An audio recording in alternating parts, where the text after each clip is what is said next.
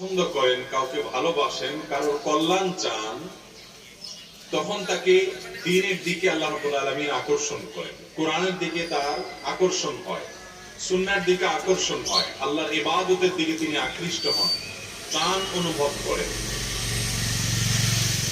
আল্লাহর ইবাদত এবং গোলামির দিকে যদি কারোর টান অনুভব হয়, তাহলে তিনি সুধারণা রাখতে পারেন, শুকরিয়া জানাতে পারেন যে আরশের মালিক তাকে টানছেন, ভালোবাসছেন, তাকে জান্নাত দিতে চান, প্রিয় করতে চান, প্রিয়দের তালিকায় অন্তর্ভুক্ত করতে চান।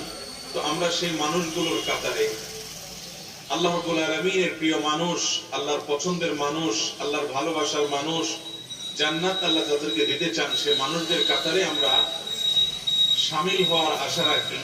রব্বে কারীম আমাদেরকে এখানে যেরকম সমবেত হয়েছি, একত্রিত হয়েছি, জান্নাতুল ফেরদাউসের আঙিনায় সেরকম একত্র হওয়ার তৌফিক দান করুন।